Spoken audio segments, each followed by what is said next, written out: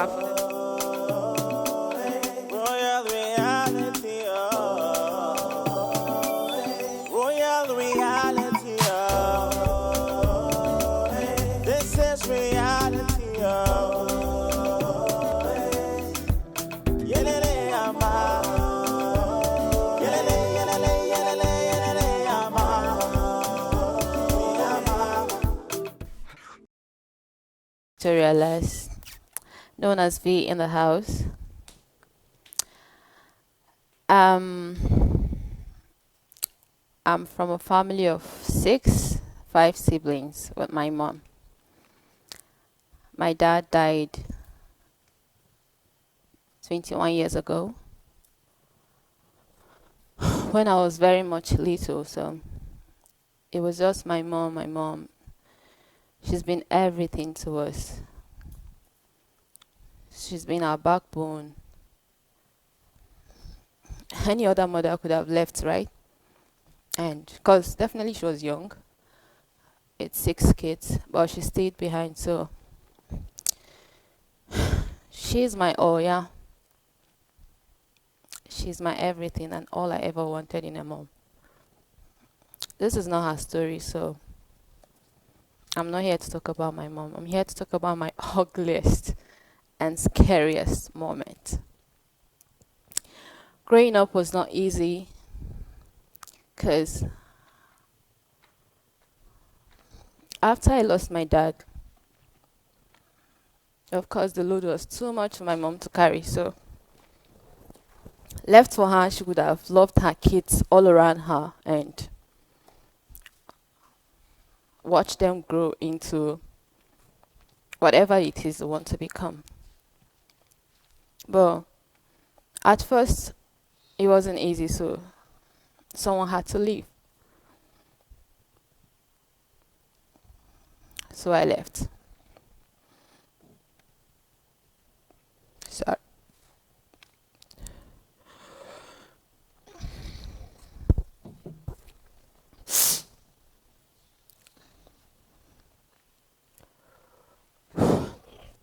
So yeah, I left my mom. It wasn't easy. I went to the best family, yeah. I went to a very good family that loved me so much, so I'm not here to condemn them because whatever they did for my good.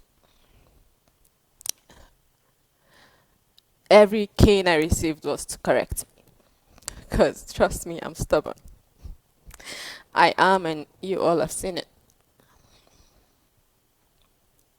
So I hawked in the streets of Aba. I did all sorts of things just to be happy, but growing up, it wasn't suffering for me because come on, I was a child having fun.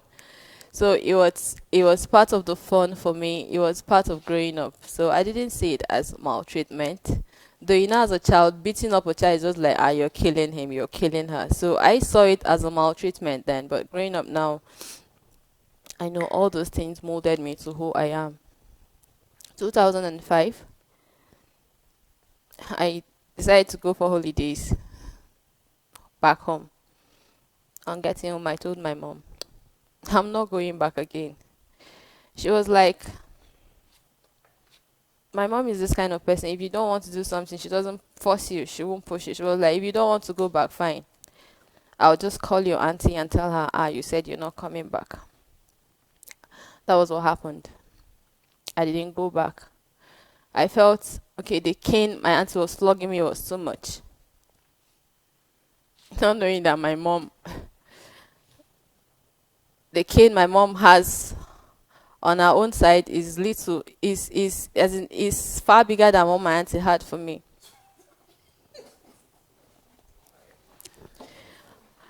My mom is a teacher. Yeah, she's still a teacher, and you know how strict teachers can be. I don't know, whatever it is she had going on when she gave birth to me. So I felt she she switched the whole thing on me. My mom dealt with me like none of her kids. I came back home. I was running from hawking. I had to start hawking because it wasn't easy for my mom having your husband die at a very early age, leaving you with not a dime. A lot of people lose their dad. They have things to hold on to. Okay, this is what my dad left. No, my dad was doing well before he died. Yes, but my dad was that kind of person that told, or that kind of men that don't tell their wives anything about what they own. So it's just like his passing away was like he passed away with everything he had. The ones my mom knew about, of course, my uncles are there. They came up with stories. When he was sick, we used the money to do this, to do that. So, and my mom is this kind of person. She doesn't drag. She doesn't drag. Once it's going to allow peace reign, let it be. At the point in my life, I spoke to her about it. It made her cry. I felt bad, yeah. At the point, I was like, Mom, this is the attitude you put in that made you know nothing about your husband's possessions. She felt so bad that day. I felt bad, but I said it out of anger. Because in my house, I have my way of talking to my mom, putting her straight in some things. My scariest moment always revolve around my family. You can't do anything, you can't get at me, but when it comes to my family, yeah, you get me deep. 2006, we traveled home. On our way back from Christmas, the luxurious bus we took got to Lafia in Nasarawa State. How it was late. It was late in the night, so I didn't even know what was going on. All we had was boom, and the car was rolling already. It fell off a cliff and bent. I had my whole world in that luxurious bus. My mom, my siblings, and me. So everyone was struggling. You know now how luxurious, how well loaded it's always when people are traveling. The whole bags will fall on you. Like the guy sitting next to me broke the window instantly. He was like, telling me to jump. How will I even start jumping when I have my mom down? My sister, I managed to like pass her from the window. That's our last born. My mom was down. See, she was shouting. She was like, Chine, where are you? I was like, Mom, I'm fine. She didn't even bother the fact that bags were on her, hips on her. I tried raising something. Everyone, who cares? Everyone was running for their own lives. No one cared to like. Sorry. My mom is not as slim as I am. She has body. You can imagine women falling on her, things falling on her, and I tried picking her up. To the glory of God, she stood up. The vehicle fell down, and not just that it fell, it caught fire. It was burning already from the back. The whole fire thing scared people. They were after their own life, and my family was in the bus. I did all I could. My sister helped. My immediate elder helped. My brother.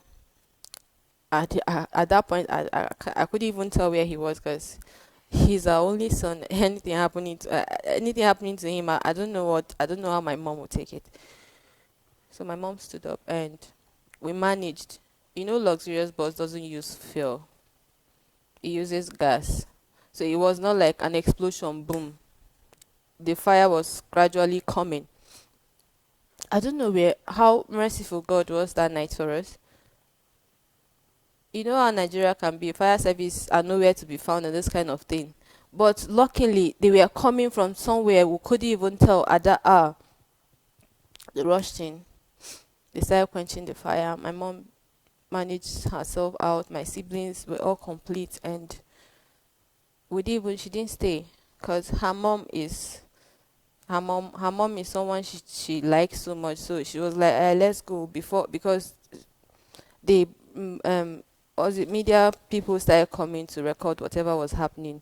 She was like, oh yeah, that she doesn't want to be captured in the whatever, so that her mom won't get scared. That was the scariest, or one of the scariest time in my life. The second one was when my mom fell sick around 2016 or so. My mom was very sick. We thought we would lose her.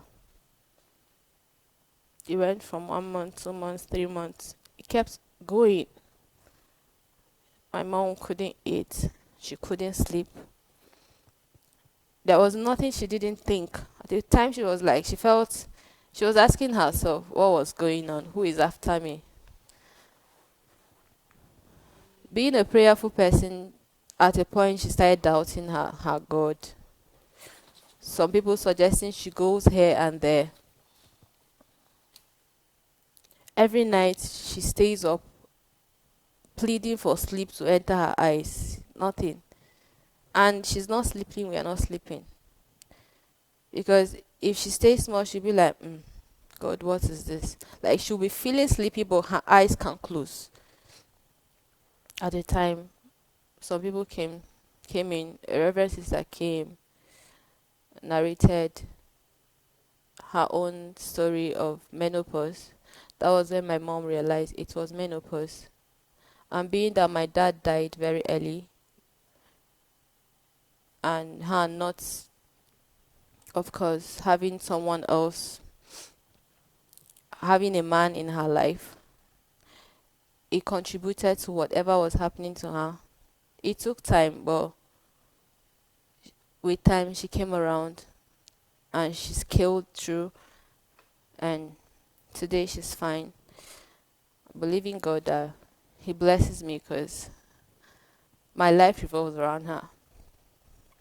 So that's it. Thank you. Clap for them.